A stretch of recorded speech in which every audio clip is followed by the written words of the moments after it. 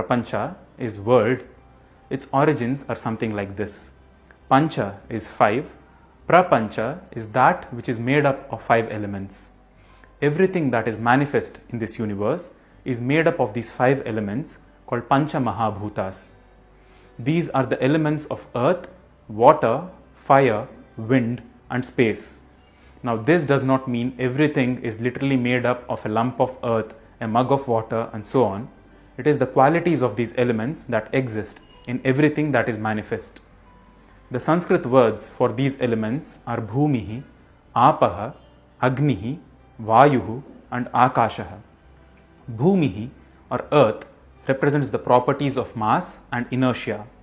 Apa or water denotes fluidity. Agni or fire represents heat and warmth. Vayuhu or wind represents instability and movement. And finally, Akashaha or space represents just that, the property of occupying some space.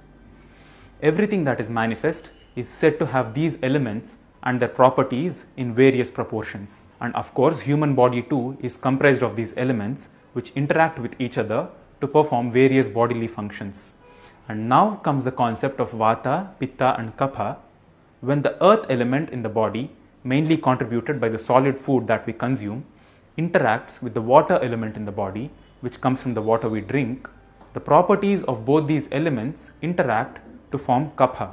The resultant properties of Kapha are mentioned in the 12th shloka of the first chapter of Ashtanga Hridayam. Snigdhaha, Sheetaha, Gurur Mandaha, Shlakshnaha, Mritsnaha, Sthiraha, Kaphaha. This means the properties of the resultant Kapha element are as follows. It is oily, cold, heavy, viscous, smooth, slimy and immobile. When the water element in the body interacts with the fire element, which is the bodily heat, the properties of both these elements interact to form Pitta. The resultant properties of Pitta are mentioned in the 11th shloka as follows. Pittam sasneha tikshnoshnam laghu visram saram dravam. This means the properties of the resultant Pitta element are it's oily, absorbent, hot, light, odorous, fluid and mobile. And finally, when the air element in the body or Vayuhu interacts with the Akasha or space, the resultant property is Vata. 10th shloka of the first chapter of Ashtanga Hridayam describes Vata properties as Tatra Ruksho Laghu Sheetaha Kharaha Sukshmaha Chalaha Anilaha.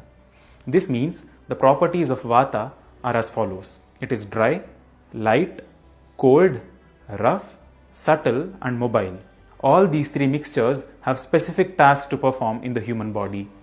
Ayurveda defines health as a result of the balance among these three mixtures or doshas. Dominance or weakness of any one dosha over the rest leads to an imbalance which manifests itself as disease. What is most interesting to note is that the science of yoga and Ayurveda approach health as wholesomeness and balance. Right from genetic factors starting at birth to various food habits and climatic conditions, various factors affect this balance of Vata, Pitta and Kapha. When the Vata element and its properties are more dominant than Pitta and Kapha, the body is generally cold, dry and light. The body generally feels restless and active. This Vata dominance is not just at the level of the body, its properties can also manifest in the mind as irregular thinking and excessive and fast speech. People with excessive Vata tendencies are light sleepers with excessive dreams. When the Pitta element and its properties are more dominant than Vata and Kapha, the body is generally warm. The people with the Pitta imbalance tend to have oily skin and hair, and also they tend to sweat more than others. They are also prone to hair fall and pronounced aging symptoms. When the Kapha element and its properties are more dominant than Vata and Pitta, the body feels a little more heavy and inert. People with a Kapha imbalance generally put on weight easily and have a sound sleep.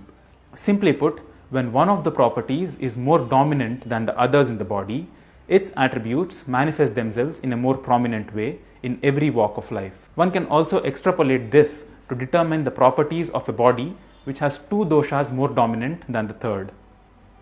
What is important to note is that this Vata, Pitta or Kapha imbalance need not be a fixed thing in one's life.